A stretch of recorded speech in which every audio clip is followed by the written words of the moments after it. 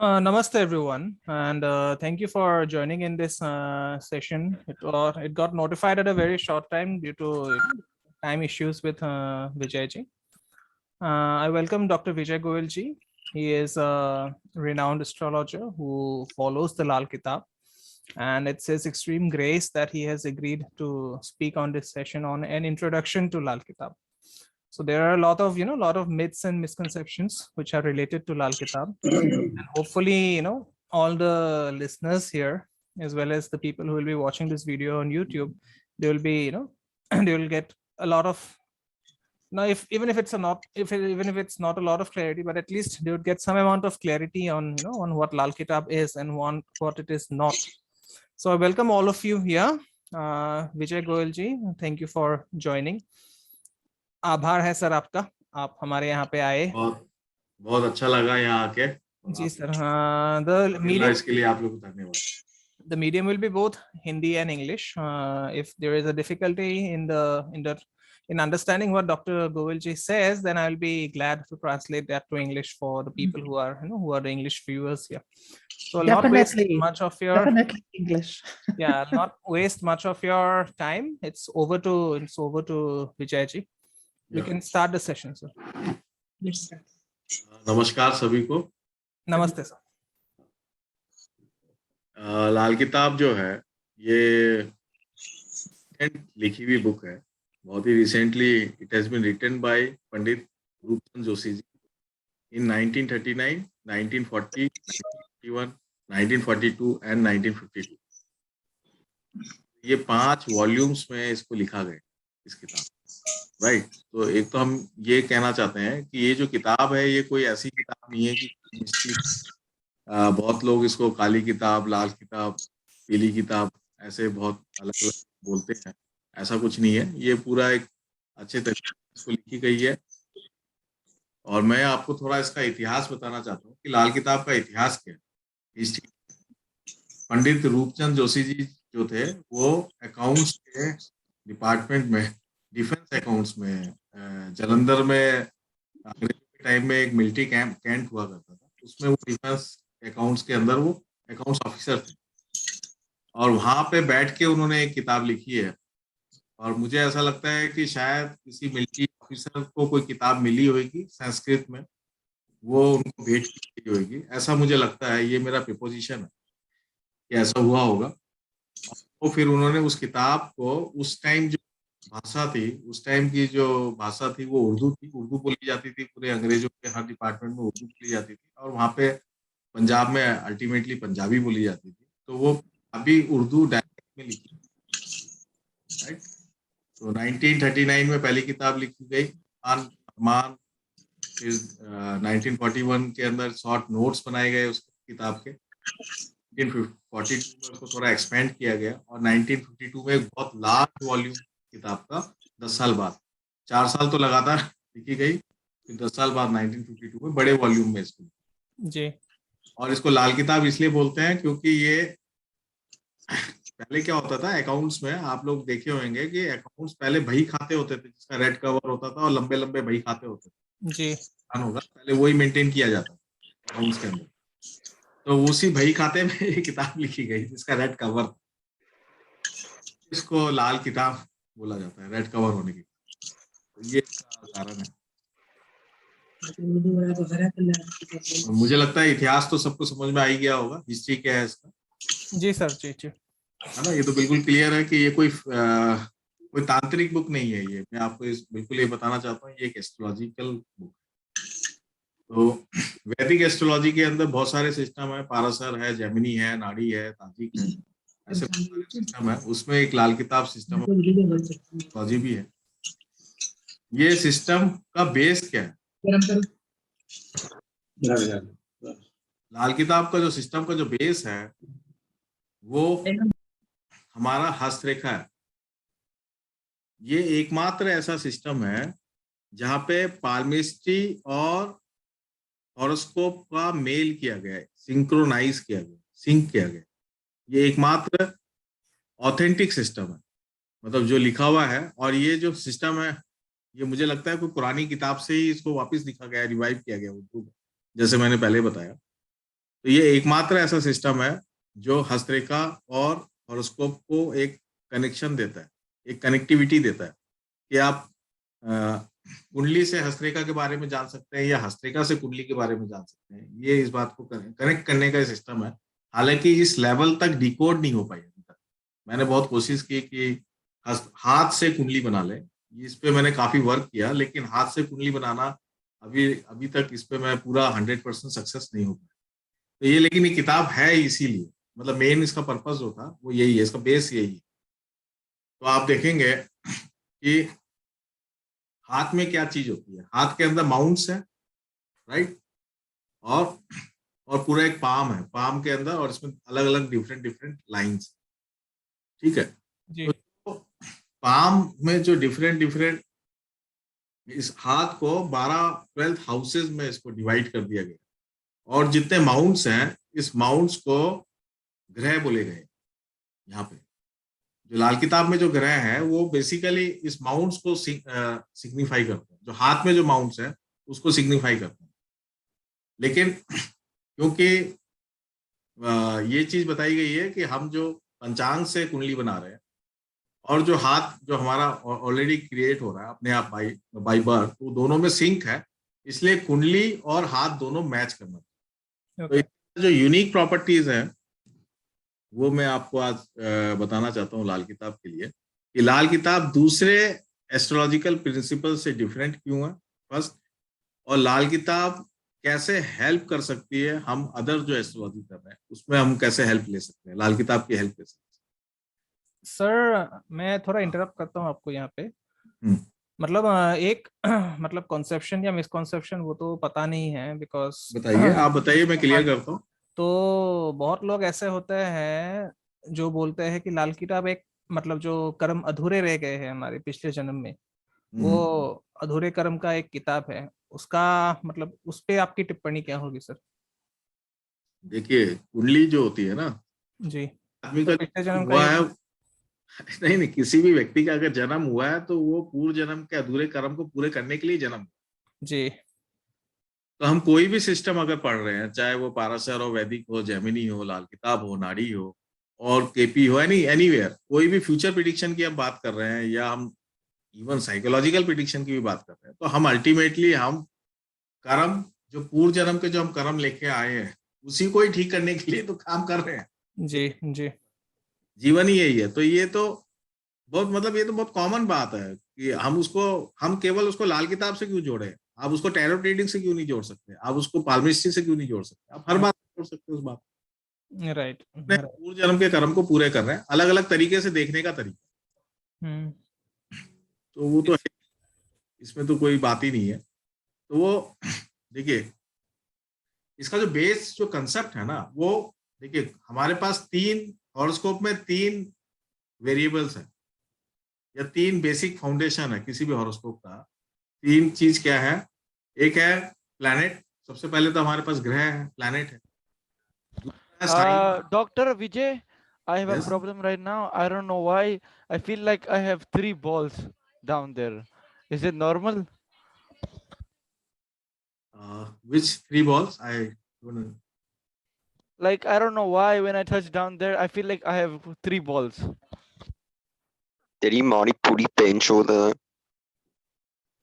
Hello, sir. Why are you so rude? No, I am not able to get it. What you want to tell me? I don't know. Someone said, Gandu. shut the fuck. Oi. What? Who is Devashi? this? Just a minute. Monkey check is gone. what is happening. He has been removed. Yes. Okay. This was very inappropriate. Okay. Who was the other one? Who was I think a lot of people are joining. Emotional damage. Fake Your people are also there. meeting link has been. Oh my god, what's up?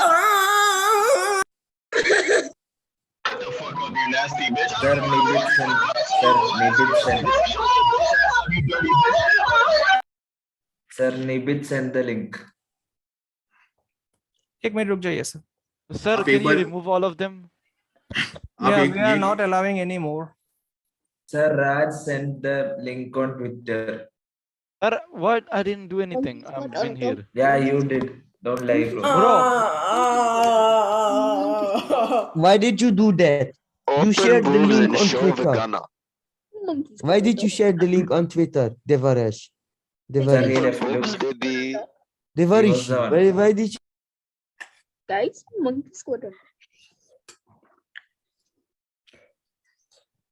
Sir एक minute रुक जाइए आप. Devarshi ji, can Oh I my just ask god, if open you get to English boobs. Oh translation? yes, open boobs.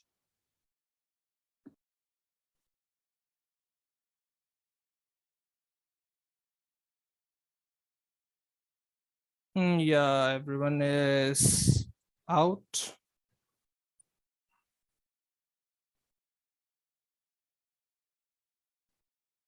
Who is this? Aditya Saxena. Okay, you are out as well.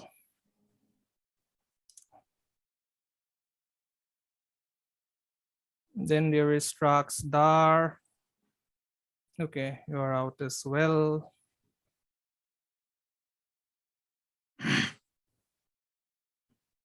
Sir, we are not admitting anyone else.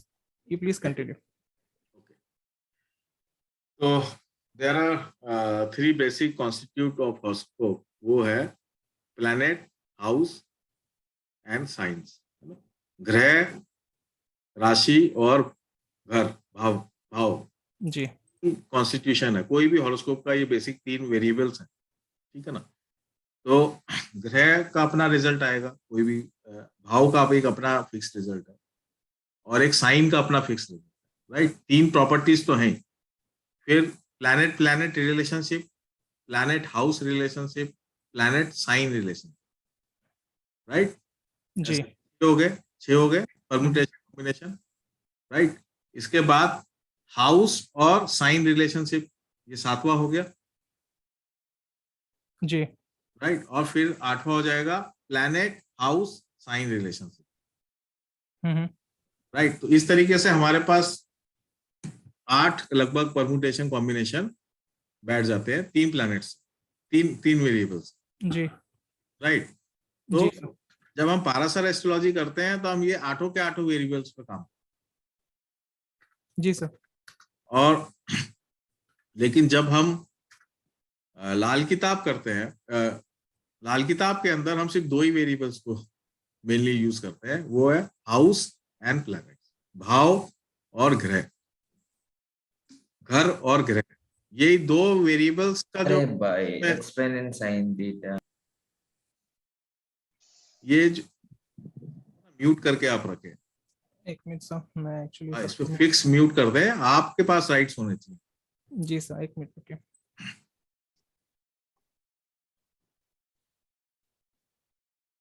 हाँ sir, हो गया, आप बोलिए. तो जो लाल किताब है, लाल किताब बेसिकली प्लैनेट और हाउस पे चलती है, राइट. कि सिर्फ दो वेरिएबल पे ही मार्स और अर्थ एनालिसिस हो रही है. इसको बाय फोर्स म्यूट करके रखें ना. नहीं सर, ये this is actually mischievous thing. Just hold on sir. हाँ सर, बोलिए, आप बोलिए. है ना. तो मेरा सिर्फ ये कहना है कि ये 2 प्लैनेट पे चल रहे हैं, है ना, हाउस एंड प्लैनेट्स. ये इस रिलेशनशिप पे पूरा काम चल रहा है, राइट. जी सर. अब जो मेन बात आती है कि यही 2 क्यों लिए गए, बाकी चीज नहीं ली गई. तो मतलब लाल किताब के अंदर मैं ये बात कहना चाह रहा हूँ कि प्लैनेट और हाउस रिलेशनशिप को सबसे ज्यादा प्रोमिनेंट वे से लिया गया है. और इसके बाद जो साइन है उसको कांस्टेंट माना है. उसका जो रिजल्ट है उसको कांस्टेंट माना है. ये नहीं है कि उसको हमने वाइप आउट कर दिया, वाइप आउट नहीं किया, उसको हमने बैकग्राउंड में कांस्टेंट रखा है. कालपुरुष कुंडली के हिसाब से उसको कांस्टेंट रखा. लेकिन प्लैनेट और हाउस को ही क्यों लिया है, बाकी मतलब साइन को क्यों नहीं लिया? इसका मेन जो रीजन है वो यही था, क्योंकि अगर आप हाथ से कुंडली, अगर आप हॉरोस्कोप में सिंक करना चाहते हैं, हाथ से कुंडली बनाना चाहते हैं, तो आप हाथ में सिर्फ आपका जो हाथ है वो आपके भावनाओं को इंडिकेट करता है, आपके इमोशंस को इंडिकेट करता है. ये आपका मैप ऑफ योर माइंड है. आप क्या सोच रहे हैं, क्या विचार है जीवन में, इस तरह का आपका लक्ष्य है, कुछ भी. तो हाथ आपको, पाम जो है वो आपका मैप ऑफ योर माइंड है. तो ये क्या है, हाउस है, हाउस भी इसी बात को रिप्रेजेंट करता है, वो भी आपकी भावनाओं को रिप्रेजेंट करता है, आपके एक्सपीरियंस को रिप्रेजेंट करता है। हाउस ओवरऑल द एक्सपीरियंस है ना, जो आपके जीवन में उतर रहा है, ठीक है। और ग्रह, ग्रह का मतलब रिलेशनशिप, ग्रह का मतलब यहाँ पे है रूहानी शक्ति, यानी कि जो डायरेक्ट लोग आपके जीवन में आ रहे हैं, जो व्यक्ति जीवन में आ रहे हैं, वो व्यक्ति ही ग्रह है। सिचुएशन हाउस, भावना जो है वो सिचुएशन है, और जो व्यक्ति आप जिनसे इंटरेक्ट कर रहे हैं वो ग्रह है। तो जो यहाँ माउंट्स हैं, डिफरेंट डिफरेंट जो माउंट्स हैं, माउंट्स को इन्होंने ग्रह माना, ठीक है। और बाकी लाइफ की जो सिचुएशंस हैं, उसको 12 डिवाइड करके वो हमने उसको हाउस माना है। और इसमें ये कह रहे हैं कि माउंट्स यानी कि जो जीवन में आप लोग, जिन लोगों से आप इंटरेक्ट कर रहे हैं, उस इंटरेक्शन से ही आपके जीवन में विचार वगैरह सब कुछ बदल रहा है, या कुछ भी आपके जीवन में सिचुएशन बदल रही है तो वो इंटरेक्शन से बदल रही है। तो इनसे जो आपके जीवन में इंटरेक्शन हो रहा है, तो एक फ्लो हो रहा है, एनर्जी का जो फ्लो हो रहा है, वो ही, उसी को नदी वदी, उसी को रेखाएं माना। तो वो पूरा आप उस रिलेशनशिप को ही हम पूरा लाल किताब हो, उससे हम अपने जीवन में क्या परिवर्तन आ रहा है वो हम देख पा रहे हैं। जी, मेरी बात क्लियर समझ में आ रही है जो मैंने अभी, राइट? जी सर। इसलिए हाउस और प्लैनेट्स को लिया है क्योंकि हमने हाथ से इसको सिंक किया। लेकिन जैसे अगर हम लाल किताब पढ़ेंगे तो लाल किताब को आप पूरा इंडिपेंडेंट के हिसाब से आप पढ़ सकते हैं, और पूरा इंडिपेंडेंट पाल्मिस्ट्री के हिसाब से भी पढ़ सकते हैं। दोनों अलग अलग तरीके से आप पूरा इंडिपेंडेंटली पढ़ सकते हैं, क्योंकि दोनों ही सिस्टम उसके अंदर सिंक किया गया, राइट। और ज्यादा फोकस किस पे किया है? ज्यादा फोकस किया कुंडली पे, पाल्मिस्ट्री पे कम फोकस किया है, कुंडली पे ज्यादा फोकस, राइट जी। तो इस तरीके से ये लाल किताब हुआ। इसमें आप देखेंगे कि लाल किताब हमारे हाथ में 10 माउंट है, 1 2 3 4 है ना, 5 6 7 8, इसमें एक तो ये हो गया, 2 मंगल के माउंट है, बाकी सारे ग्रह के एक एक माउंट, ठीक है। ये वाला जो माउंट है ये मार्स का, मार्स अप बोलते हैं इसको, है ना, अपर मार्स बोलते हैं अंग्रेजी में। और ये वाला जो माउंट है इसको लोअर मार्स बोलते हैं। जो ये जो हमारी हेडलाइन है, हेडलाइन जहां से शुरू होती है इसको अपर मार्स बोलते हैं, और जहाँ हेडलाइन खत्म हो जाती है उसको हम लोअर मार्स बोलते हैं, राइट, इस वाले को। तो ये मार्स के 2 पॉइंट है, बाकी सब एक एक माउंट है हर ग्रह के। वीनस के नीचे वीनस, जुपिटर सैटर्न के नीचे सैटर्न, राइट इसे। और ये वाला हो गया मून, समुद्र, इसको हम समुद्र बोलते हैं, मून है ये वीनस है। तो इस तरीके से ये सारे जो ग्रह है ये हाथ से आ रहे हैं। तो यहाँ पे वीनस, मार्स को हमने 2 बार लिया है। तो कुंडली के अंदर लाल किताब में मंगल को मंगल नेक और मंगल बद 2 डेफिनेशन दे दी जी। एक ही मंगल के 2 डिवीजन लाल किताब में कर दिए, राइट जी सर। इसलिए यहाँ थोड़ा सा ये फर्क आ जाता है कि जब हम मंगल के बारे में पढ़ रहे हैं तो वहां पे हम मंगल नेक और मंगल बद, उस दोनों को अलग अलग पढ़। जी सर।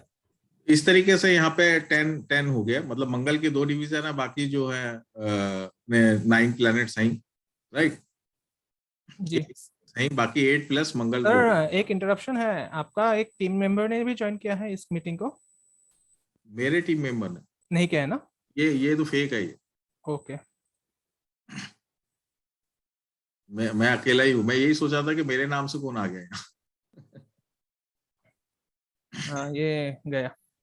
हाँ राइट। तो इस तरीके से ये लाल किताब जो है हाउस और प्लैनेट्स के रिलेशनशिप को इंडिकेट करती है। लाल किताब के अंदर जो सबसे नियरेस्ट, इसके सबसे क्लोजेस्ट जो कोई अदर एस्ट्रोलॉजी है तो वो भृगु नंदी नाड़ी एस्ट्रोलॉजी है। भृगु नंदी नाड़ी भी प्लैनेट और साइंस पे डिपेंडेंट है, राशि और ग्रह, है ना, प्लैनेट एंड साइन, राशि और ग्रह की कॉम्बिनेशन से पूरा भृगु नंदी नाड़ी बना है। लाल किताब है ग्रह और हाउस, प्लैनेट एंड हाउस, है ना। जी। साइन और हाउस में ज्यादा फर्क नहीं होता, ठीक है, हाउस भी वही है जो साइन है।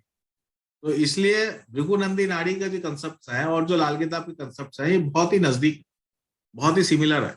इनफैक्ट ये बात कहना चाहता हूँ कि भृगु नंदी नाड़ी के जो प्रिंसिपल्स हैं वो हमारे पास सही ढंग से, एक सिस्टमैटिक ढंग से, या सिस्टमैटिक भी छोड़िए आप, हमारे पास प्रिंसिपल्स का कोई बैकग्राउंड नहीं है, नॉलेज, हम्म, है ना। हमारे पास जैसे आरजी राव ने जो लिखा है तो उसका उसकी हिस्ट्री क्या है, कहाँ से लिखा है, कौन से टेक्स्ट बुक्स में था, कौन से कन्नड़ में लिखा है, वो श्लोक नहीं है, उसका कोई हमारे पास प्रमाण नहीं है प्रिंसिपल्स का। भृगुनंदी नाड़ी के प्रिंसिपल्स का प्रमाण मैंने तो अभी तक देखा नहीं, हो सकता कन्नड़ और तेलुगु में कहीं लिखा हुआ हो तो मुझे आता, लेकिन एग्जैक्टली ऐसा होना चाहिए था कि कन्नड़ में ही लिखा हुआ है तो उसका एक्सप्लेनेशन इंग्लिश में या अदर लैंग्वेज में होना चाहिए था कि ये प्रिंसिपल यहाँ से लिए, राइट। तो वो अभी हमारे पास है नहीं, लेकिन लाल किताब के अंदर हमारे पास सारे प्रिंसिपल्स का एक हमारे पास बुक है ही कि सब लाल किताब है, यहाँ पे ये लिखा हुआ है, तो हमारे पास उसका प्रमाण है हर प्रिंसिपल का।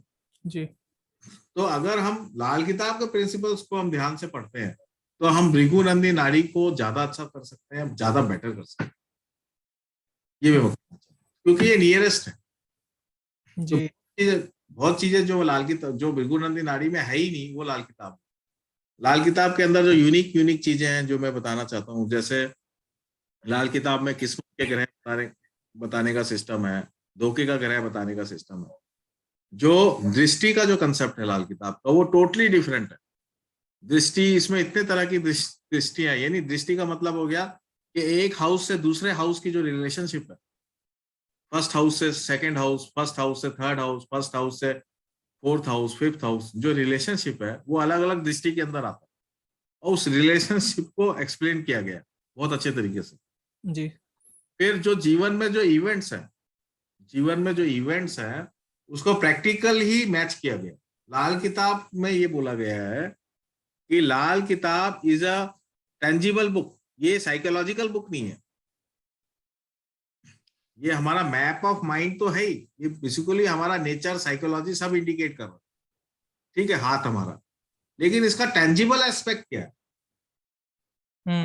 खराब है तो बुध खराब होने से हम उसको 3 तरीके से एनालाइज करेंगे कि बुध खराब है तो आपका दिमाग खराब हो सकता है, ठीक है, आपका जो इंटेलेक्चुअल का जो फंक्शनिंग है वो खराब हो सकती है, तो आप मेंटली आप प्रॉब्लम में आ सकते हैं, ठीक है। उसका रूहानी तरीके से खराब हो सकता है। रूहानी का मतलब हो गया कि रिलेशनशिप, बुध से संबंधित जो रिलेशनशिप है, बहन, बेटी, बुआ, जो बुध के कारक में आती हैं, उनसे आपका रिलेशनशिप खराब हो सकता है। और एक इसका प्रैक्टिकल जो टेंजिबल एसेट है, ये बुध बिजनेस को इंडिकेट करता है, तो आपका बिजनेस खराब हो सकता है, या बुध से रिलेटेड जो वस्तुएं हैं वो जीवन में खराब हो सकती है।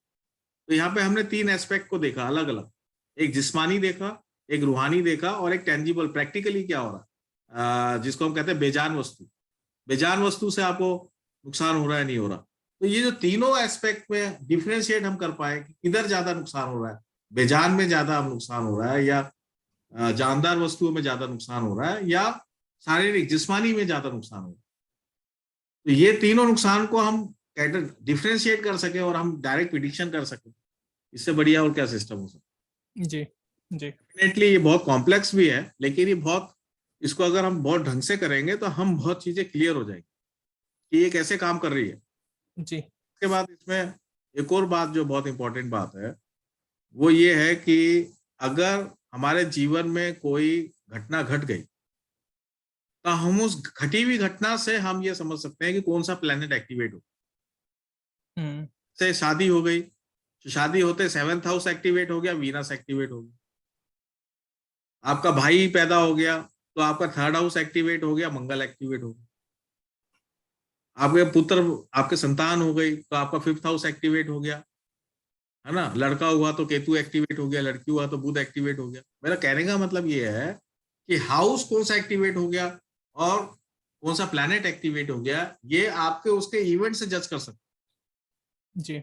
उसके इवेंट से जज करके आप प्रिडिक्शन भी दे सकते, ये कमाल है। सर एक बात पूछना था, सपोज अभी पराशर में जो है नेचुरल एजेस होता है प्लैनेट्स का, suppose Saturn is 36, Mercury is 32, तो लाल किताब में भी वैसा नेचुरल एजेस मतलब हाँ, set किया गया सबसे है? बड़ी बात तो ये है कि पाराशर में नेचुरल एजेस का कोई श्लोक नहीं है। तो कह ही नहीं सकते कि पाराशर में होता है, राइट। आप बृहत पाराशर होरा शास्त्र पूरा पढ़ेंगे तो नेचुरल एजेस की कहीं बात नहीं की गई पूरे पाराशर, जी, ठीक है। लेकिन आप कोई भी पंचांग उठाएंगे तो हर पंचांग में लिखा हुआ, खासकर नॉर्थ इंडियन पंचांग में तो लिखा ही है, तो ये जो ट्रेडिशन आ रहा है नेचुरल मैच्योरिटी वाला एज का, ये बाई वोकल आ रहा है, यानी पंचांग के थ्रू आ रहा है। क्लासिक में कहीं नहीं लिखा, मानसागरी में, पाराशर में, बृहद जातक में कहीं भी इस बात का वर्णन नहीं। जी जी, दिस इज करेक्ट। आप समझ रहे हैं मेरी बात को? जी जी जी जी। तो क्लासिक्स में कहीं नहीं लिखा हुआ, लेकिन पंचांग से आ रहा है, तो ये ओरल ट्रेडिशन से आ रहा है कि ये एज, इस एज में ये प्लेनेट मैच्योर हो जाता है। 36 साल में जो है शनि मैच्योर हो जाएगा, 22 साल में सूर्य, 24 साल में चंद्रमा, जी है ना। और मांगलिक दोष में तो हम कहते हैं 28 से 32 हाँ जो जी है, हाँ जी। ये तो बहुत फेमस है, राइट। लेकिन इसका पूरा ऑथेंटिक जो बात है वो लाल किताब में लिखी, और इसको कैसे अप्लाई करें, तो ये इसके अंदर जो टाइम प्रोग्रेशन जो टेक्निक है, टाइम प्रोग्रेशन इन्होंने 2-3 तरीके से लिया। पहला तो लिया 35 साला चक्कर, ये जो मैच्योरिटी ऑफ प्लैनेट्स जो मैं आपको बात कर रहा हूँ, राइट, ये फिक्स है। फिर एक है 36 साला चक्कर, वो भी फिक्स है। फिर इसके बाद इसमें एक और तरीका ये है कि ये जो फिक्स है तो इसको वेरिएबल तरीके से भी देखा जा सकता है, कस्टमाइज भी किया जा सकता है पर हॉरोस्कोप। इंडिविजुअल 35 साला चक्कर भी निकल सकता है, एक तो जनरल हो गया, एक इंडिविजुअल भी हो गया जी। दूसरा टाइम प्रोग्रेशन जो इन्होंने लिया है वो वर्षफल का लिया है कि वर्षफल बनेगा एवरी ईयर का। लेकिन इनका जो वर्षफल लिया है, इन्होंने जो प्लैनेट को प्रोग्रेस किया एवरी ईयर, वो फिक्स है। इसमें हमने इसके अंदर पंचांग को नहीं उठाया। ये एक बार हमने कुंडली बनाने के बाद पंचांग को फिर दोबारा हाथ नहीं लगाया। अब मेरी बात समझ रहे हैं? पंचांग को हमने बिल्कुल कैलकुलेट, तो इसमें जो भी कुछ है इसी में ही है। इस किताब से ही हम टेबल बनाएंगे, इस किताब से ही हम घुमाएंगे प्लैनेट्स को। तो टाइम जो प्रोग्रेस कर रहे हैं प्लैनेट्स को, वो फिक्स है। उसको हम बहुत तरीके से घुमा सकते हैं। हमारे पास यहाँ पे 5-7 टेक्निक है, अलग अलग टेक्निक है उसको प्रोग्रेस करने की। तो उस प्रोग्रेशन से हम प्रिडिक्शन दे सकते हैं बिल्कुल एक्यूरेट। ये उसी तरह की है जैसे भृगु नंदी में भी फिक्स प्रोग्रेशन हैं, या ऐसे बहुत सारे नक्षत्र प्रोग्रेशन हैं जो फिक्स है। तो ये उसी तरह से लाल किताब में भी फिक्स प्रोग्रेशन की एक टेक्निक दी गई है, जो एक नहीं है 2-3 है जी। और सर अभी जो मतलब नाड़ी एस्ट्रोलॉजी में जो लगन नहीं होता है, वो लोग मतलब लगन कंसिडर नहीं करते हैं, तो राइट।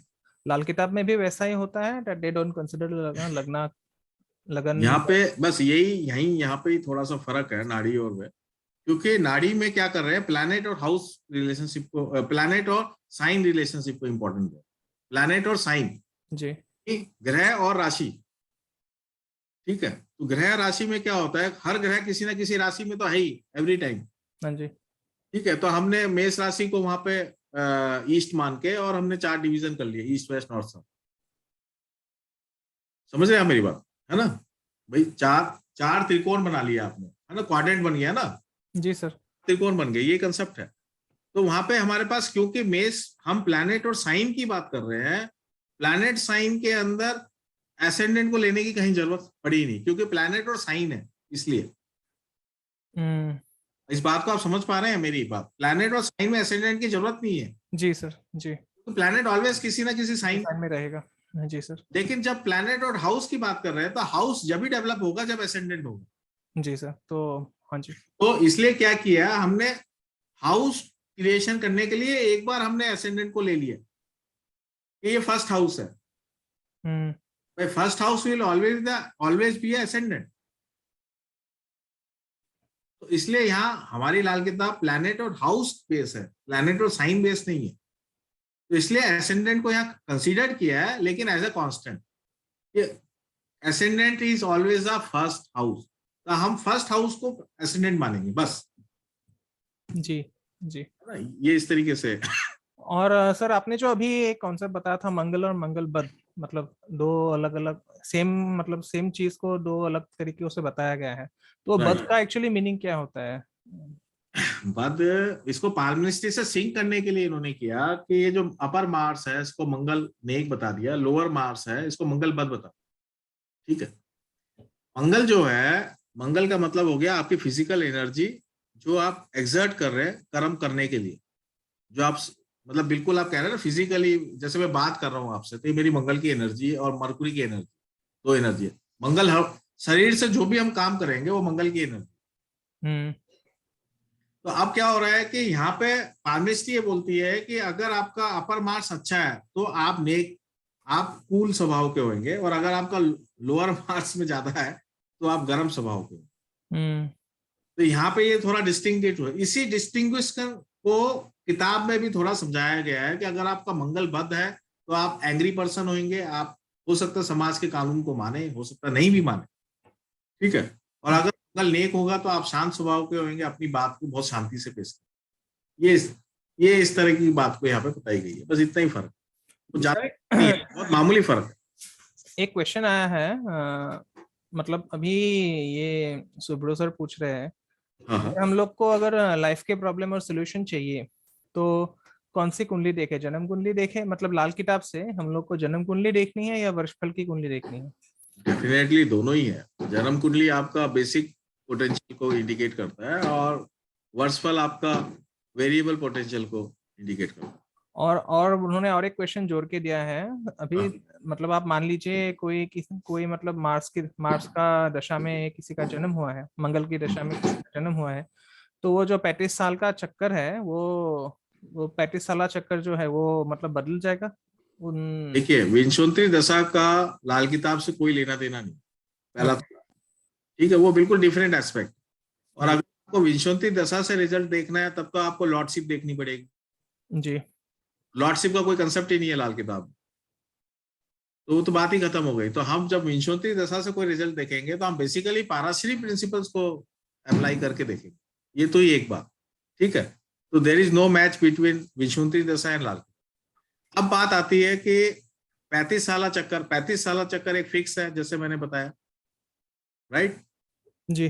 फिक्स है, जो 16 साल में बृहस्पति की दशा शुरू होगी, फिर उसके बाद सूर्य की 22 साल में, 24 में चंद्रमा की, है ना, फिर मंगल की, जो भी ऐसे करके 42 में राहु की, है ना, 48 में केतु की, ये पूरा इस तरीके से 35 साल चक्कर कंप्लीट हो जाएगा और ये रिपीट होगा, ये साइकिल बार बार रिपीट होगा। और इसको हम रिवर्स भी ले जा सकते हैं, 16 से नीचे भी ले जा सकते हैं, ठीक है जी सर। तो फिक्स होगा। और एक वेरिएबल भी होगा, इसमें एक कंसेप्ट है जन्मदिन का ग्रह, जन्म वक्त का ग्रह। जन्मदिन का ग्रह जिस दिन आप पैदा हुए हैं, और जन्म वक्त का ग्रह जिस टाइम में आप पैदा हुए, उन दोनों के ग्रह होंगे। जैसे कि हम नाड़ी के अंदर, हम भृगु नंदी नाड़ी में होरा लेते हैं, तो होरा इज द जन्म वक्त का ग्रह इन भृगु नंदी नाड़ी, और जिस डे आप पैदा कर रहे हो जन्मदिन का ग्रह, राइट। जी सर। सब को बेस मान के 35 साल चक्कर भी बनाया जाता है, उसका भी एक सिस्टम है, तो वो कस्टमाइज 35 साल चक्कर होगा। उस कस्टमाइज 35 साल चक्कर से हम रिजल्ट ले सकते हैं। R&D की बहुत जरूरत है, लेकिन स्टिल वर्कआउट है। और सर जो हम लोग को मतलब जो योग पराशर में दिए गए हैं, सपोज मांगलिक योग, किसी का मंगल अगर 7वें घर में चला गया, मार्स इन 7th हाउस, सो उसको मांगलिक बोलते हैं, तो ये सब योग लाल किताब में भी अप्लाई होता है सर? देखिए, मांगलिक का जो कंसेप्ट है वो बिल्कुल डिफरेंट है। तो जो हम यहाँ मंगल बद और मंगल नेक की जो बात कर रहे हैं, वो मांगलिक से उसका कोई लेना देना, पहला तो मैं ये, है ना, वो बिल्कुल टोटली डिफरेंट कंसेप्ट है। तो हम उसको पाराशी योग को अगर हम इंडिपेंडेंटली देख लें तो हम उसको लाल किताब के कुछ कंसेप्ट से मिला सकते हैं, मैच कर सकते हैं, लेकिन अप्लाई शब्द गलत जी। मतलब इंडिपेंडेंटली देखना पड़ेगा। लेकिन होता क्या है कि आप इस तरीके से देखिए कि अगर हम मंगल 7th हाउस का रिजल्ट देखना चाहते हैं, राइट, तो लाल किताब में एक जनरल रिजल्ट है, मंगल 7th हाउस का पूरा लिखा हुआ है, आप उसको पढ़ लीजिए, बिल्कुल जनरल रिजल्ट।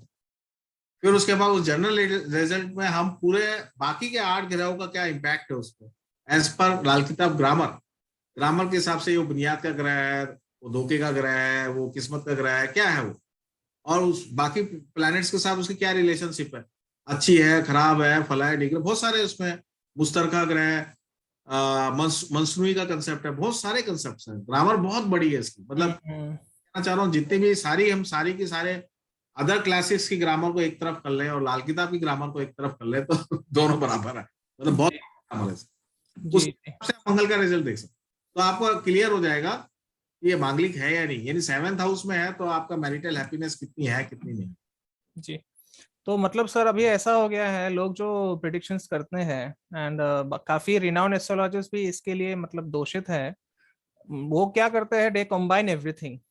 यस, वो बहुत गड़बड़ है, यही सब हो रहा है, क्योंकि this is such a big book, या वो क्या रहा है कि लोग इसको पूरा समझ तो पा नहीं रहे। मतलब क्या हो रहा है, अगर कोई प्रेडिक्शन करा रहा है तो यहाँ एक कॉन्सेप्ट पराशर से उठा लिया, एक कॉन्सेप्ट में भी लाल किताब से उठा लिया, एक कॉन्सेप्ट में भी नक्षत्र ज्योतिष से उठा लिया, तो वो Exactly. पूरा फालाना ढिमकाना जो फैल गया है, so that is very very, in my opinion that is very very bad. So हाँ, करेक्ट, मैं इस बात because से सहमत हूँ। this is for all general participants who are here. If you are actually analyzing a kundli, you should actually stick to one method. You हाँ, can हाँ। combine Parashara and Gemini because Gemini is an extension of Parashara. But नहीं नहीं, combining even है ना, ये statement तो मैं ये भी दे सकता हूँ। नहीं, मैं यहाँ पे ये बात कहना चाहता हूँ कि अगर हम एक करें पाराशरी प्रिंसिपल्स, जो लघु पाराशरी की जो एक कंप्लीट प्रिंसिपल है, जी, उसको हम पाराशरी प्रिंसिपल बोलते हैं। जी, तो लघु पाराशरी से आप कोई सिद्धांत देख रहे हैं, विंशोत्ति दशा या कोई भी नक्षत्र दशाओं, तो आपको लघु पाराशरी की प्रिंसिपल ही लगानी पड़ेगी। और फिर जब आप चर दशा देख रहे हैं तो वहां आपको Gemini. कोई भी राशि दशा देख रहे हैं तो आपको वहां पे केवल जेमिनी सिस्टम लगाना पड़ेगा। लेकिन आप ऐसा नहीं कर सकते कि आप लघु पाराशरी के प्रिंसिपल चर दशा में लगा दें। ये No, that is obviously incorrect. मैं तो इसलिए हम जब बात कर रहे हैं एक्सटेंशन की, तो लाल किताब is also an extension of Parashari. Planet और हाउस की तो बात कर रहे हैं जी, प्लैनेट के कॉम्बिनेशन को, अगर सूर्य चंद्रमा का क्या रिजल्ट आएगा कि साहब अमावस्या का एक फिक्स रिजल्ट हमने पाराशरी में बता दिया। लेकिन जब आप लाल किताब पढ़ेंगे तो वहां ज्यादा प्रैक्टिकल समझाया है कि सूर्य चंद्रमा का रिजल्ट क्या आएगा, या सूर्य बुध का क्या रिजल्ट आएगा, या बृहस्पति सूर्य का क्या रिजल्ट आएगा। कोई भी टू प्लैनेट का जो कॉम्बिनेशन का जो रिजल्ट है लाल किताब में, उससे बढ़िया तो किसी में है ही नहीं, because that all books are 5000 years old and this is just the latest book. इसके अंदर जो बात बताई है वो बहुत ज्यादा प्रैक्टिकल है, बहुत नियरेस्ट टू आज की स्थिति को देखते हुए बताई। तो planet principal, 3 planet principal, house planet house combination, अगर हम इसके बारे में ज्यादा जानना चाहते हैं तो आपको लाल किताब पढ़ना ही पड़ेगा।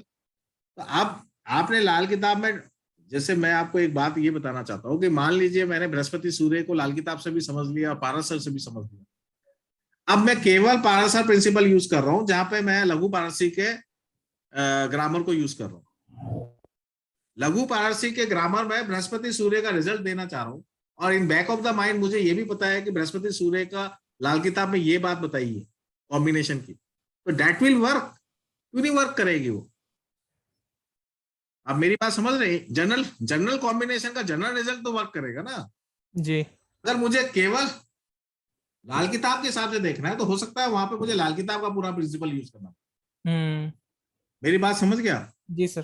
तो हम एक लिमिटेड दायरे के अंदर इसके प्रिंसिपल्स दूसरे सिस्टम में यूज कर सकते हैं, लेकिन इसकी ऑथेंटिसिटी को मेंटेन करते हुए या बात को समझते हुए, वो क्या बोलते हैं उसको, जो इसका जो कॉमन सेंस को लेते हुए, मतलब बिल्कुल इसका जो रस है उसको बात को पकड़, तो आप वहां भी ले, तो हम इसको ये कह सकते हैं कि लाल किताब is also an extension principle of Parsi, lost which was lost in the mean time, अब वापस आ गया।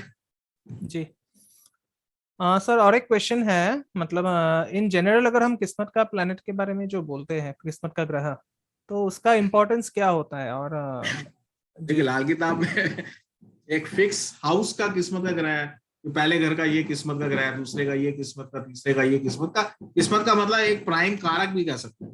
अगर आपके मंगल कुंडली में बहुत ही स्ट्रांग है तो आप कहेंगे कि फर्स्ट हाउस बड़ा स्ट्रांग हो जाएगा क्योंकि फर्स्ट हाउस से रिलेटेड है मंगल, राइट है ना। थर्ड हाउस स्ट्रांग हो जाएगा क्योंकि थर्ड हाउस का कारक है मंगल। तो ऐसे करके हम ये कह सकते हैं कि जो प्लैनेट आपकी कुंडली में सबसे ज्यादा स्ट्रांग है वो आपका किस्मत का ग्रह बन सकता है। किस एरिया में बनेगा वो हम कैलकुलेट कर सकते हैं, राइट। और एक तो हुआ फिक्स, लाल किताब में एक बहुत अच्छी बात है कि एक तो जनरल रिजल्ट बताया गया, बिल्कुल जनरल, और एक कस्टमाइज रिजल्ट बताया गया। तो कस्टमाइज जब आप रिजल्ट बताएंगे तब आपको पूरा लाल किताब का प्रिंसिपल यूज करना पड़ेगा, और एक जनरल रिजल्ट बताएंगे तो आप थोड़ा सा पढ़ के रट के, केवल रटना ही है आपको, रट के आप कर सकते हैं। हाँ, तो अभी जो 90% जो लोग हैं वो रट के काम चला रहे हैं जी, नहीं कर रहे जी। और एक क्वेश्चन है भाई, अगर ग्रहफल और राशिफल, ये तो दोनों दो अलग चीज है। बहुत ही कॉम्प्लेक्स कंसेप्ट है और मैं इसको काफी हद तक इसको समझ पाया जी। तो अगर हम मतलब ग्रहफल और राशिफल की दोनों की अगर बात करते हैं, और अगर हम रेमेडीज पे आते हैं, बिकॉज लाल किताब इज आल्सो अबाउट रेमेडीज, तो मतलब कौन से किस चीज को प्रायोरिटी रख के रेमेडी करना चाहिए सर? ग्रह फल को रेमेडी करना है या राशि फल को रेमेडी करना नहीं, है? लाल किताब ये बोलती है कि ग्रह फल का रेमेडी होती ही नहीं है, केवल राशि फल की रेमेडी होती ओके, है। तो ग्रह फल का मतलब हो गया फिक्स रिजल्ट, हाँ जी, राशि फल का मतलब हुआ डाउटफुल रिजल्ट। जो ओके, डाउटफुल है उसका शब्द दे दिया राशि फल, और जो फिक्स रिजल्ट है उसको दे दिया ग्रह फल। ग्रह फल। तो अब ये उसी तरीके का है कि जैसे हमने फंक्शनल मैलेफिक निकाला, अंदर लघु पारस्यिक सिद्धांत लगा, ठीक है, और हमने ये देख लिया कि इस पर्टिकुलर टाइम में आपके जीवन में दंड आएगा ही आएगा। जी, तो जो जिसका दंड आना ही है, जिसको आप चेंज नहीं कर सकते, वो ग्रह फल है। और जिसको आप थोड़ा बहुत अपने जीवन में, व्यवहार में, साइकोलॉजी में, या अपने कुछ डिसीजन मेकिंग अच्छे करके चेंज कर सकते हो, वो राशि फल। बस इतना सेम है, मतलब कोई बहुत ज्यादा अंतर नहीं है। व्यवहार में चेंज कर लो आप, जो भी है, मतलब उपाय करने का जो तरीका है वो बहुत, इसमें क्या किया है जो लाल किताबी है उन्होंने क्या किया है, देखिए, जब हम लाल किताब से कह रहे हैं कि इसका 3 तरह का इम्पैक्ट हम स्टडी करेंगे, एक जिस्मानी, एक रूहानी और एक जानदार, ये क्या बोलते हैं, बेजान वस्तु, तीन, कोई भी ग्रह का रिजल्ट, यानी रूहानी का मतलब हो गया जानदार वस्तु, यानी कि जैसे मैंने अभी एक एग्जांपल दिया था बुध का, वैसे जैसे मंगल से भाई भी आ गया, या मंगल से आपका ताऊजी आ गए, मतलब जो आपके फादर के एल्डर ब्रदर है, राइट। तो ये मंगल के कारक है, और मंगल से आपका फिजिकल एनर्जी आ गई, ब्लड आ गया, वगैरह आ गया, और मंगल से मशीनरी भी आ गई, मंगल से डिफेंस भी आ गया। तो 3 चीजें आ गई। संसार में मंगल का क्या कारक है, जिस्मानी क्या कारक है, और आपके रिलेशनशिप में क्या कारक है। जब मंगल ये 3 जगह इंपैक्ट कर रहा है, राइट, तो हम इन तीनों चीजों को यूज करके हम इसका उपाय भी कर सकते हैं जी, मंगल कुंडली में खराब है तो हो सकता है कि आपके ताऊजी से आपका अच्छा रिलेशन नहीं, आपके भाई से अच्छे रिलेशन नहीं हो, राइट। आप कोई मशीनरी में काम करने जाए तो वहां एक्सीडेंट हो जाए, आपको ब्लड की प्रॉब्लम हो जाए, आपको खून की समस्या आ जाए शरीर के अंदर, ठीक है। तो अब आपको ये देखना है कि हमें क्या उपाय करना है। अगर मैं कहूं कि नहीं यार देख, तू भाई से अच्छे संबंध बनाया कर, जब भी तेरे घर भाई आए उसको खाना खिलाया कर, मंगल खाने का भी कारक है, भोजन का भी कारक, ठीक है। वो आए, उसको खाना खिला, उसको हमेशा प्यार से बात कर, और हमेशा भोजन करा, तो जो तुम्हारी कटुता है, जो एनिमिटी है, वो कम होने लग जाएगी। उपाय हो गया, राइट। तो अब इसमें कहाँ गलत है, दैट इज गुड, ये लाल किताब के सब सही है जी। इस तरीके से इम्प्रूवमेंट करने का तरीका बताया है कि हम किसी भी चीज को कैसे। अब अगर आपका मान लीजिए डिजीज वाली प्रॉब्लम है तो आपको डॉक्टर के पास ही जाके इलाज करना होगा, और मंगल से संबंधित वस्तुओं का दान करना पड़ेगा। तो ये वैदिक में भी यही है, ग्रह खराब है, दान करो, मंत्र करो, कुछ तो करना ही पड़ेगा ना। तो मंत्र तो कर सकते हैं हम, है ना, देवताओं के पास भी जा सकते हैं हेल्प लेने। तो ये चीज लाल किताब में अलग अलग तरीके से बताई गई है, और उसके पीछे एक लॉजिक भी है। उस लॉजिक के अनुसार अगर हम उपाय करेंगे तो वो वर्क करेगा, और वो लॉजिक बहुत प्रैक्टिकल है। मतलब वो ऐसा नहीं है कि अभी क्या हो रहा है कि जो लोग हैं वो केवल और केवल वस्तुओं का उपाय कर रहे हैं कि मंगल है तो मूंग की, वो मसूर की दाल को नदी में बहा दे जी, बस एक सिंगल उपाय फॉर ऑल 3 प्रॉब्लम्स, है ना। और कोई ज्यादा एडवांस है जो पाराशर को घुसा लिया, केपी को घुसा लिया, वो कहेगा कि मंगल का यंत्र रख ले जेब में। कोई होगा तो लाल किताब, तो टी शर्ट पहन लिया कल, एकदम रेड कलर की टी शर्ट पहन लिया कर, चाहे भूल आके उसको टक्कर मार। अब मैं ये, कोई कहेगा कि रुमाल रख ले। अब मेरा ये कह रहा है कि केवल वस्तु का उपाय नहीं है, ऑल प्रॉब्लम का डिफरेंट उपाय है। उसको ढंग से अगर हम समझेंगे तो उसका रिजल्ट। जी सर। और सर अगर हम राशिफल की रेमेडीज की बात करें तो वो खाली जन्म कुंडली में करना है या वर्षफल की कुंडली में भी? दोनों, क्योंकि प्रोग्रेशन है ना। जी सर। जन्म कुंडली में कोई ग्रह अभी खराब रिजल्ट दे रहा है तो हो सकता है वर्षफल में अच्छा रिजल्ट। ये तो प्रोग्रेशन ही तो है, सिंपल। जी। ग्रह तो हर टाइम प्रोग्रेस कर रहे हैं, प्रोग्रेस करने से कभी अच्छा कभी बुरा रिजल्ट दे। जी सर। और लाल किताब में मतलब एक जो कॉन्सेप्ट है हम लोगों का साढ़े सती का, that is the most the most dreadful concept. तो साढ़े सती का कोई क्या कंसेप्ट बताएं? नहीं है लाल किताब में, कोई कंसेप्ट। ओके। लाल किताब में मांगलिक, साढ़े साती, कालसर्प योग, इससे रिलेटेड कोई ना तो कोई शब्द है ना कंसेप्ट, कोई लेना देना ही नहीं है। Okay.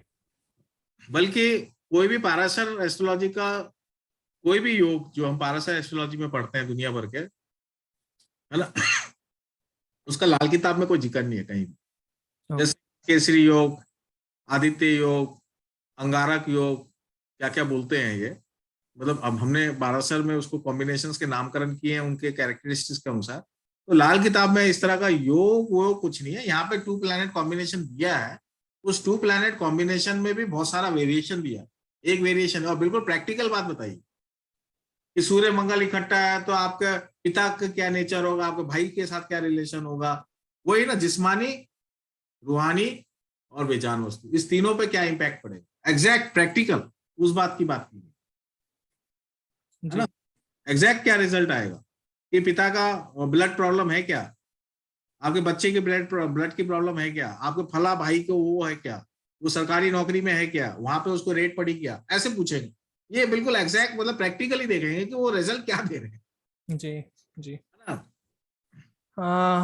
I'll invite more questions from the other participants and we'll go into the questions. But before that, I just want to share a document because Govind sir has a course coming up on Lal Kitab. So he is actually teaching the principles of Lal Kitab, which is of course the grammar of Lal Kitab. And there are 21 chapters that he has given it to me. He has sent it to me. हाँ, First, लेकिन इसके first- अलावा भी बहुत सारे हैं, ये तो जो मुझे याद आया वो बता दिया। Anji. So the first thing, it starts with Shrishti or creation as per Lal Kitab. Then the second chapter is on how to make a Lal Kitab Kundli. Then there would be the concept of houses and rules for all the 12 houses. Then the chapter 4, concept of planets and rules for the 9 planets. Then we have different types of horoscope, which is the Nabalik Kundi, the Dharmik Kundli, and अंधा अंधा अंधी और न्योराता कुंडली, blind chart and half blind chart, ये थोड़ा इसमें वो हट गया जी। एंड देन वी हैव पक्का घर, ग्रह का घर, घर का ग्रह, उच्च नीच planets, the concept associated with exalted and debilitated planets. And then we have grahafal and rashifal. And then we have drishti and the different kinds of drishti. For example, bunyad, then vahmi, madad, takraw, dhoka, and so on. अचानक चोट, धोखा, अंधा, हाँ। Yeah. And then there is chapter 9 starts with Kismat ka grah hai. Then chapter 10 starts with Dhoke ka grah hai. Chapter 11 goes to friendship and enmity table. Then chapter 12 is Masnui concept. Chapter 13 is dormant planets. Chapter 14 is Budh ki Nali, Saturn, Rahu, Ketu concepts. Chapter 15 is the relationship between 2 or more planets. Chapter 16 is Mustar ka ग्रहों का असर। हाँ जी sir. And then हाँ, मतलब इसमें ये किया गया है कि जैसे आपको अपने बारे में ज्यादा जानना है तो कैसे 1, 7, 8 एंड 11 हाउस के कॉम्बिनेशन का क्या रिजल्ट है, या बच्चे के बारे में जानना है तो 5, 9 ऐसे करके ग्रुप ऑफ हाउसेस को हम एक साथ देखें। ये कंसेप्ट कोई यूज नहीं कर रहा लाल किताब। जी जी। वो चीज इसमें बताई गई है। Then it will be followed by 35 साल का चक्कर, then 37 साल का चक्कर, 36 हाँ जी 37 साल का चक्कर. Then chapter 19 will deal with how to make Lal Kitab Varshful and the uses associated with it. Then chapter 20 deals with the planets and housewise combination results. हाँ, ये जनरल रिजल्ट्स। हाँ जी. And chapter 21 is the various planets, houses, and the combined results of both. So this is the syllabus that Vijay sir is offering in his course, and if anyone is interested, I'll share the link in the group. I'll also share his phone number in the group so that if anyone is interested, they can personally contact Dr. Vijay Govilji for the brochure as well as the cost details. Sir, or two more questions. There are a few more questions. One is that the questionnaire is saying that उन्होंने 2-3 cases देखे हैं जिनका मतलब अष्टम चंद्रमा है, मतलब moon 8वें घर में चला गया है. एंड जब ये चंद्रमा वर्षफल की कुंडली में 6ठे भाव में जा रहा है तो मतलब उन सज्जन का कोविड हो गया था उस टाइम में, राइट। तो इसमें आपका कुछ मतलब ओपिनियन अगर? देखिए, चंद्रमा का नॉर्मली अगर हम चंद्रमा की बात करते हैं तो 8th हाउस का जो चंद्रमा है वो जब 6th हाउस में जा रहा है तो चंद्रमा तो खराब है ही, तो मतलब उसका रिजल्ट नेगेटिव तो आएगा ही आएगा। लेकिन लाल किताब के अंदर 8th हाउस को एनालिसिस करने के लिए 2nd house, 6th house, 8th house और 12th हाउस, इन चारों हाउसेस को एक साथ एनालिसिस करना चाहिए, तब पता चलता है कि वो चंद्रमा अच्छा है या खराब है। और चंद्रमा अगर 8th हाउस में है तो मदर के एस्पेक्ट से खराब हो सकता है, एजुकेशन के एस्पेक्ट से खराब हो सकता है, और जिस्मानी में तो खुद का हेल्थ की बात हुई, राइट, मानसिक हेल्थ है ये। और इसके अलावा फाइनेंशियल फ्लो, कैश फ्लो, ये भी चंद्रमा के अंडर में ही आता है। जो हमारे पास है या नहीं है लिक्विड कैश, वो भी चंद्रमा का देन है। नॉलेज जो है उसका कारक भी चंद्रमा है, जो भी हम सीख रहे हैं, पढ़ रहे हैं, तो ऐसा आदमी की एजुकेशन टूट सकती है, बाहर हो सकती है। तो इस तरीके से चंद्रमा का रिजल्ट होगा, और जैसे जैसे चंद्रमा प्रोग्रेस करेगा वर्षफल में अलग अलग रिजल्ट आएगा जी। साथ और अदर प्लैनेट को एसोसिएशन देखना बहुत जरूरी है, उसके मित्र ग्रह के साथ है या शत्रु ग्रह के साथ है या दृष्टि किसकी है, तो ये सब बहुत जरूरी है। जी। हाँ। और कोई भी प्लैनेट मैं ये बात कहना चाह रहा हूँ, कोई भी प्लैनेट खराब अवस्था में, वर्षफल में भी खराब अवस्था में आएगा तो नेचुरली उसका नेगेटिव इम्पैक्ट आएगा। जी जी। और एक क्वेश्चन है सर, लाल किताब के हिसाब से कौन सी चीज है वो है जो हमको डोनेट नहीं करना चाहिए, मतलब कोई एक्सेप्शन है क्या डोनेशन के लिए? कोई एक्सेप्शन नहीं है, किसी भी चीज का कोई एक्सेप्शन। ओके। इसमें लाल किताब में एक दो कंसेप्ट ये हैं कि कोई प्लैनेट 8th हाउस में है या कोई प्लैनेट 11th हाउस में है, 11th और 8th हाउस में अगर कोई आपस में एनिमिटी है, 11th या 8th और 2nd हाउस में कोई एनिमिटी है प्लैनेट में, तो उस समय हमें कुछ चीजों के लिए, डोनेशन के लिए मनाही की गई है। कुछ चीजों के मतलब कहने का मनाही करने का मतलब यहाँ पे ऐसा नहीं है कि बिल्कुल कोई ब्लाइंडली कोई यहाँ पे उसको मना कर दिया है। उसका एक बहुत गहरा मतलब है कि कोई, मतलब मैंने बताया ना कि आपका इवेंट उस चीज को एक्टिवेट कर देगा, उस ग्रह को एक्टिवेट कर देगा, उस 8th हाउस से रिलेटेड मैटर्स, राइट। तो हम उस ग्रह के एक्टिवेशन से बचे, खासकर जब वो वर्षफल में रिपीट हो रहा हो,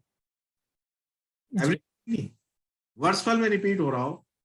तो जैसे मंगल, एक जनरल बात बताना था, बिल्कुल जनरल, और इसको वो मत ले लेना, कोई रूल मत ले लेना अभी कि आपने तो ये बोल दिया।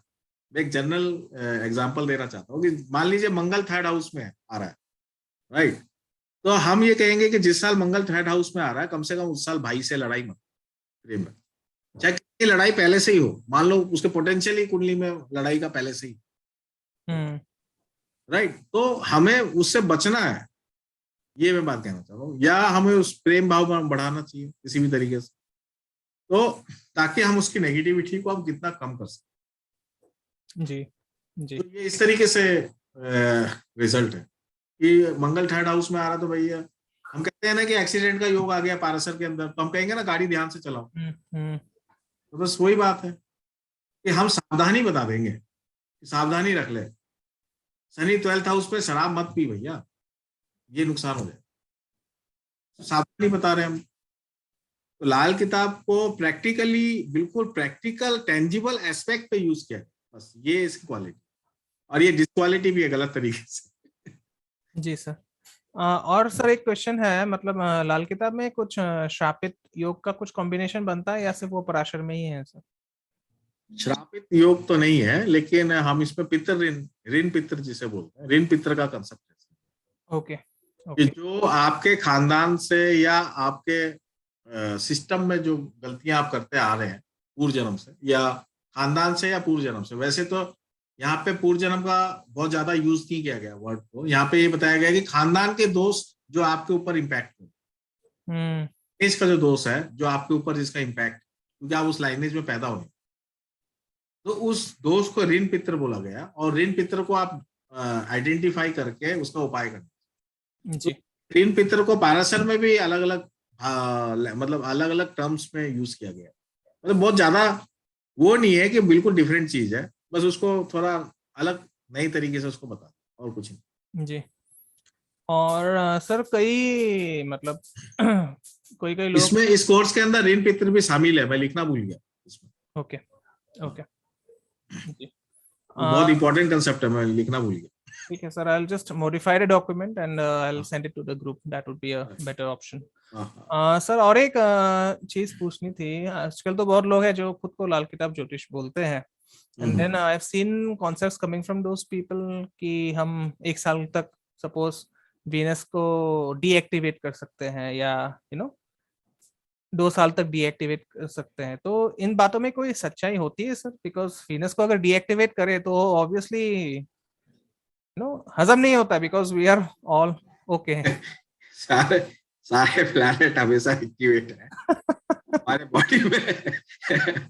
हमारे बॉडी में 7 चक्कर है, सातों चक्कर किसी प्लैनेट को इंडिकेट करते हैं, तो अल्टीमेट वो चक्कर चल रहे हैं तो हम जी रहे हैं बस। नहीं, that is the reason I actually had given a ha-ha reaction, and that was a very respected astrologer, and when he had written that we can deactivate Venus for 1 year, I had just given a ha-ha reaction and मेरे को group से निकाल दिया क्या था। Anyway, so I am on the right track. That is what it is. Actually हम एक avoid कर सकते हैं, ऐसा बोल सकते हैं जी भाई। अवॉइडेंस जैसे एक बात है कि कोई आदमी आपके जीवन में लड़ना आना चाहता है, मान लो ये आप वीनस की बात ले रहे हैं, तो वीनस को आप कैसे डीएक्टिवेट कर सकते हैं कि आप शादी नहीं करें, अब माँ बाप बोलते रहे, लड़कियां दिखाते रहे, आप ना करते रहे, हो गया ना डीएक्टिवेट। नहीं, वीनस इज अ कारक ऑफ मैरिज जी। अब लेकिन मान लीजिए वीनस की कोई बीमारी आ गई आपके बॉडी में, हम्म दिखाते डीएक्टिवेट। मुझे बताओ क्या डीएक्टिवेट करोगे? जी जी जी जी। और मान लीजिए वीनस पैसा देता है आपको, हाँ, तो डीएक्टिवेट से पैसे तो आप साधु बन जाए, आप बिल्कुल नंगे साधु जैनी वाले जो है, दिगंबर जैनी, तो फिर आप डीएक्टिवेट हो गया। कैसे और कैसे होगा?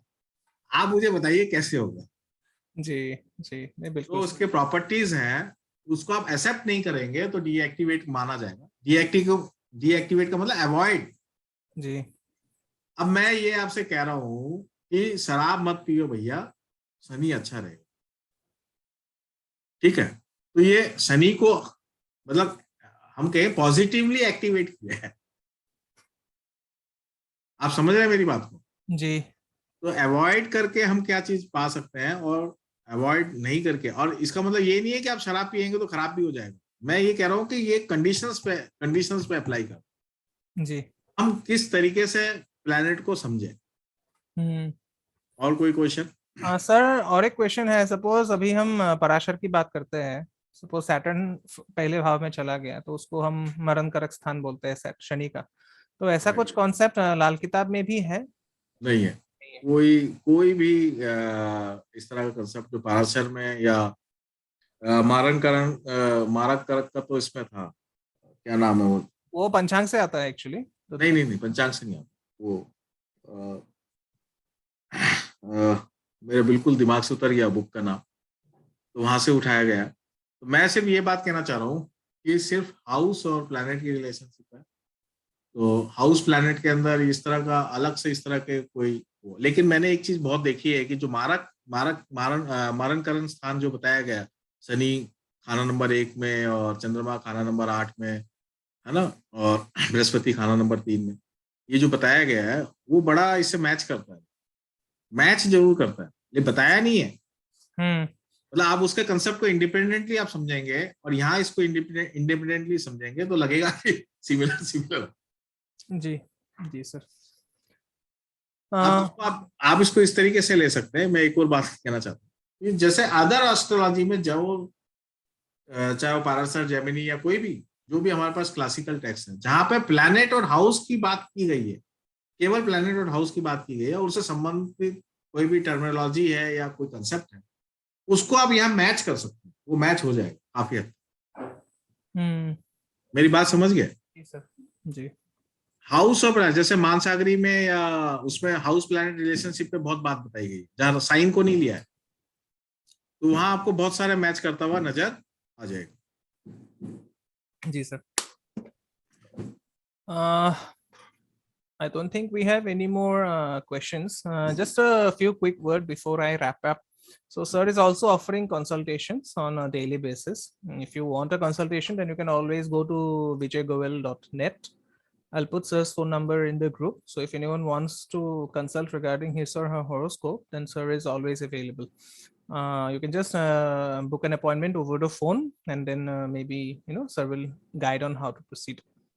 ठीक है ना सर, वही प्रोसेस है, I suppose. हाँ बिल्कुल. ठीक है. Okay, so a lot of misconceptions have been cleared, and most of us would actually realize that there is absolute bogusness that is going on in the name of Lal Kitab. Everything has gotten mixed with Parashara, everything has gotten mixed with Gemini, maybe with KP as well. So it's a very unfortunate thing. But Lal Kitab has its own language, it has its own grammar.